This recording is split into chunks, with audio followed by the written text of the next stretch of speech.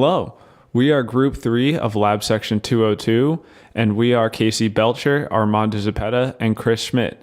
We are going to be presenting to you the feature that we have implemented in ITrust2, and that feature is the food diary. We will show you how it works from a customer standpoint, and we will then go behind the scenes to show you the code and how we implemented this feature in the web application. Okay, in order to first show our implementation of the food diary feature in ITrust2, we will first show you how to add an entry to the diary. So first, you can log in as a patient.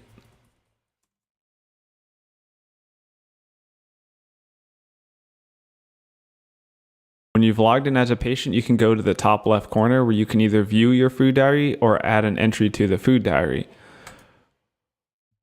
Once clicked upon, you will be taken to the Add Food Diary Entry page where you then need to enter the information for the entry that you want to add to the food diary. So, if the appropriate information has not been filled in, it will not be added. So, we can now enter in the proper information.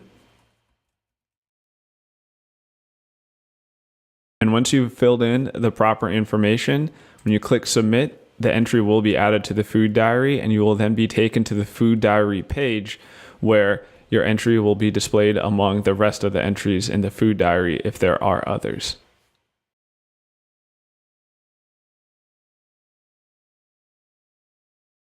In order to show the next part of the feature implementation, we will be showing you viewing the food diary. So, first step is we're going to be logging in as a patient. Once we are logged in, we can then navigate to the View Food Diary Entries page in the top left corner. Once you have reached this page, a patient's food diary will be displayed in descending order of the date. So you will see the first date that they've checked in or their earliest food diary entry date. You will then have a list of the total of their calories, food, sodium, carbs, sugar, fiber, and protein, and below that you will see each entry for that day. So on this day, we see that there is only one entry. On the next day, we see 3 entries, and we see the calculation of the total of the nutrition. And below that, we see the next day. And if a patient wishes to add another entry to their food diary, at the very top, we have the Add Food Diary Entry button. That when clicked on brings you to the Add Food Diary Entry page. And the third and final part to demonstrating the display implementation of the food diary, we will log in as a healthcare professional because their ability to view the food diary is different than that of a patient.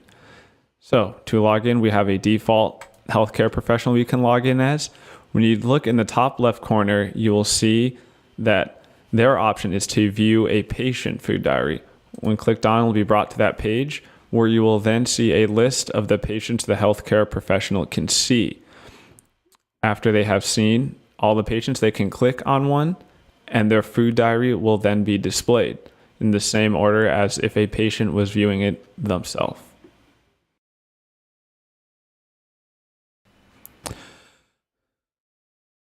Okay, so now we would like to inform you on the coding used to implement this feature in the ITrust program. So, first up, we went to the layout page, which is the page that displays the initial page that any user will use despite whatever they log in as, whether it's a healthcare professional or a patient. And in here, we added, such as for the healthcare professional, we added the option to view the food patient diary, and we did the same for patient users down here too. This page then communicates to the patient and HCP controller. In which case, in the patient controller, and we did this for the HCP controller, we added endpoints so that once communicated with, it will return the food diary page to be viewed, such as right here. So what I will touch on first is the ability to add an entry to the food diary. So down here in the patient class or in the patient folder, we have the Add Food Diary Entry page. As described by Casey Belcher, we used HTML to work with Angular JavaScript. And in unison working with each other, we displayed all the information needed, allowing for user input. Once the button's been clicked, we used Angular to compose all the information into a food diary entry object, or using the Java class for the food diary entry form, which we do have up here.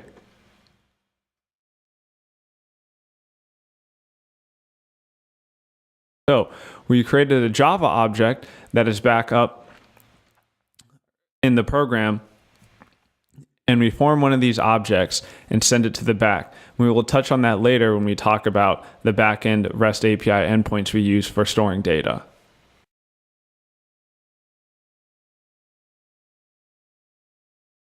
So next, we would like to describe how a patient can view their food diary. And going about this was essentially the same as how we went about the Add Food Diary Entry page, modifying the layout page to talk to the patient controller and returning this food diary entries page.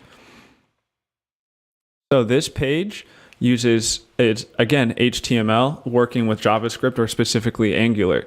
So at the beginning, we use Angular to talk with the REST API endpoints to talk to the database to retrieve the food diary entries for the specific user that is currently logged in. Then information is then returned to this page and is then displayed in table format. And we just put using an ng repeat to display the food diary entries, and then using a second ng repeat to sort them by days.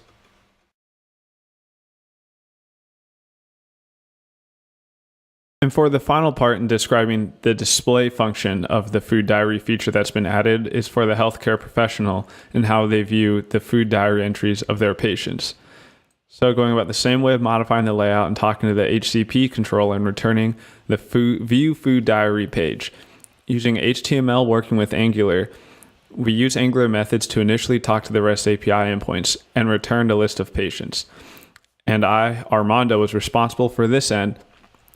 And in order to conduct this page, I just had the list of patients initially displayed.